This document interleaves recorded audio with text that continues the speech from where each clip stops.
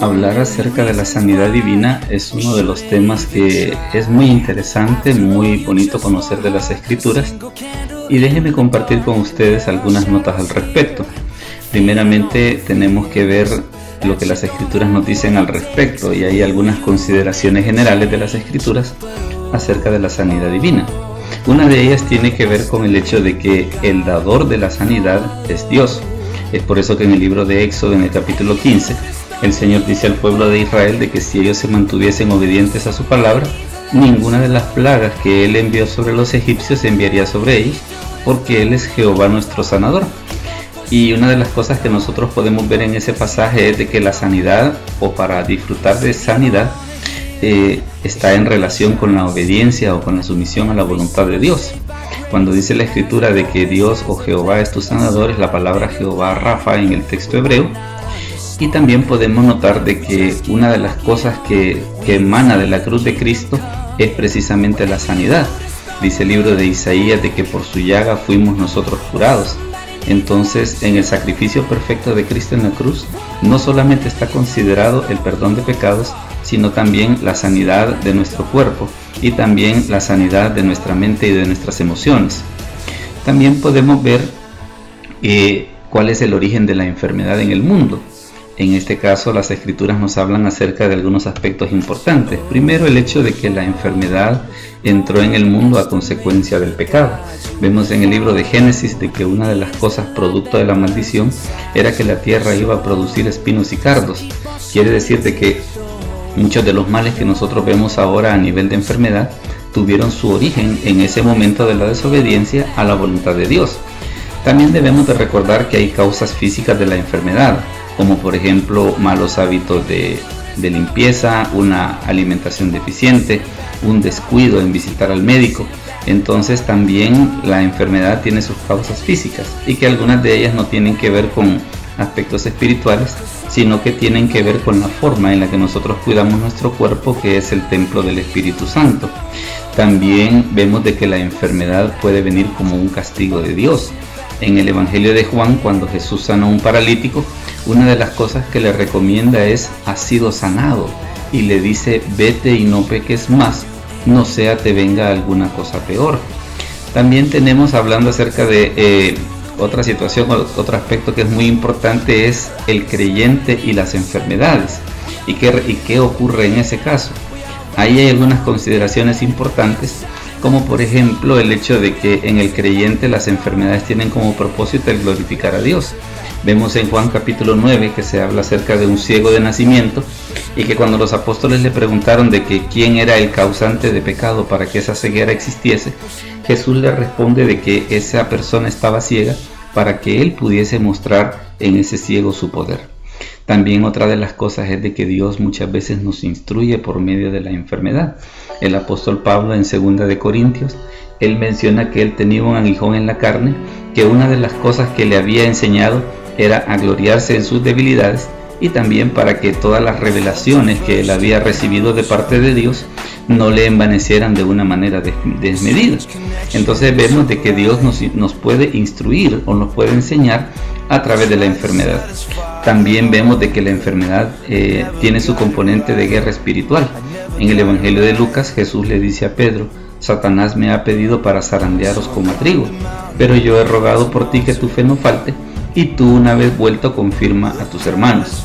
Es una situación similar que la enfermedad de Job, de que no fue una situación de que Job tuviese la culpa, sino que era una situación que tenía que ver con la guerra espiritual que se libra, en la cual los creyentes estamos en medio de esa lucha.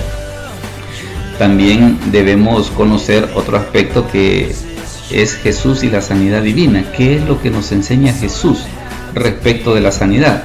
Una de ellas es de que la sanidad en alguna medida está relacionada con el perdón de nuestros pecados.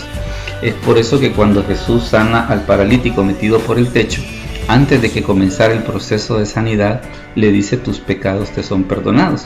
Y después, ante la inquietud de los fariseos, Jesús le responde de que sí que era más fácil decir: tus pecados te son perdonados, o levántate y anda, mostrando de que existe una relación de que cuando nosotros pedimos al Señor perdón de pecados, también podemos tener sanidad. En el libro de Santiago las Escrituras nos dicen que debemos de confesar nuestras ofensas unos a otros para ser sanados.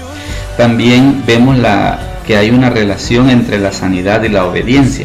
Cuando Jesús sana a los 10 leprosos, les ordena que vayan y se muestren a los sacerdotes. Y Naamán, cuando es sanado en el Antiguo Testamento, se le mencionó que debía sumergirse 7 veces en el río Jordán, no en otro río, y la cantidad debían ser 7 veces para que él pudiese recibir una sanidad completa. También tenemos de que hay un aspecto de la sanidad divina que tiene que ver con la compasión de Dios, como cuando Jesús resucita al hijo de la viuda de Naín, que ella estaba resignada y ya iba resignada a enterrar a su hijo, pero dice la Escritura que Jesús se compadeció de ella y en ese momento pues detuvo el cortejo fúnebre y volvió a la vida de este muchacho, sin ella pedirlo, y el muchacho estando imposibilitado de poder creer y poder pedir por sí mismo. Jesús, en un acto de misericordia, obra este milagro para beneficio de estas personas. También otra de las cosas que debemos de considerar es que en el caso de la sanidad no hay métodos estándar, que es una de las cosas que a veces la gente piensa de que Dios sana de determinada manera. No, Dios tiene un trato muy especial para la vida de cada persona, y lo importante es que Dios busca corazones dispuestos. Es por eso que vemos de que cuando Jesús sana a los ciegos, podemos ver que habían métodos diferentes. Por ejemplo, en el caso del ciego de Juan capítulo 9, escupe en el suelo, hace lodo, se lo pone en los ojos y le ordena que se vaya a lavar el estanque de Siloé. En el caso de Bartimeo, él no le toca en absoluto, pero Bartimeo recobra la vista ante la orden de Jesús para que viese de nuevo. También vemos en Marcos capítulo 8 acerca de un ciego, en el cual dice la Escritura que Jesús hace un poco de saliva y después le toca en 2 ocasiones para que él pueda recibir la sanidad que él estaba necesitando. Puede notar por los 3 casos que los 3 eran ciegos, los 3 reciben sanidad, pero el método por el cual ellos recibieron la sanidad es el que varía. Esto nos demuestra pues de que no hay un método, sino que lo que se necesita y lo que Dios busca son corazones dispuestos. También debemos considerar, por ejemplo, la relación entre Jesús y la medicina, porque a veces hay personas que piensan de que si yo creo que Dios me puede sanar, entonces no debo tomar medicamentos, y nada más lejos de la verdad. Es por eso de que Jesús tenía un médico entre sus seguidores. En el libro de Colosenses se habla acerca de Lucas, el médico amado, que fue un colaborador muy fiel del apóstol Pablo, y seguramente que su ministerio como médico en alguna medida le abrió puertas para poder ayudar a las personas que lo necesitaban. También tenemos el caso de Timoteo, que era un joven que su salud era muy débil, y el apóstol Pablo le recomienda que ya no tome agua sino un poco de vino. Se entiende que es vino medicinal por causa de su estómago y de sus múltiples enfermedades. Es interesante de que si Pablo obraba milagros extraordinarios para muchas personas, ¿por qué en el caso de Timoteo él era una persona muy enferma? Y ahí podemos ver el trato que Dios tiene para cada persona ante su situación espiritual.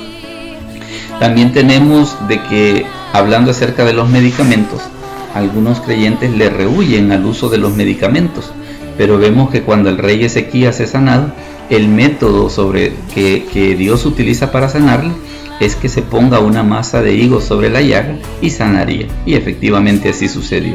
Si ellos hubiesen puesto la masa de higos sin el decreto de Dios y sin la orden de Dios, seguramente que el medicamento no hubiera funcionado, pero en este caso, que es Dios quien da la orden, ellos ponen la masa de higos sobre la llaga y Ezequías se sanó de su enfermedad.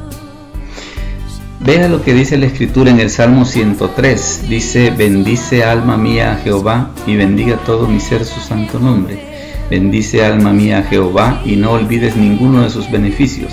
Él es quien perdona todas tus iniquidades, el que sana todas tus dolencias, el que rescata del hoyo tu vida, el que te corona de favores y misericordias, el que sacia de bien tu boca, de modo que te rejuvenezcas como el águila. Debemos de tener en cuenta una cosa: la sanidad divina no es un fin en sí, sino que es una metodología que Dios usa muchas veces para enseñarnos su voluntad, para que conozcamos sus propósitos. En otros casos también sirve para atraer a los inconversos, para que a través de los milagros ellos puedan ver las maravillas de Dios y puedan darse cuenta que hay un Dios que les ama y que hay un Cristo que puso su vida por ellos. Y una de las cosas que también queremos recordarle es que usted puede suscribirse a nuestra página. En YouTube la página se llama Conozcamos las Escrituras. Ahí usted puede ver todos nuestros videos y también puede suscribirse para que cuando vayamos subiendo nuevos videos usted los pueda recibir, y les invitamos a que usted los pueda compartir libremente con sus amigos. Saludos y bendiciones.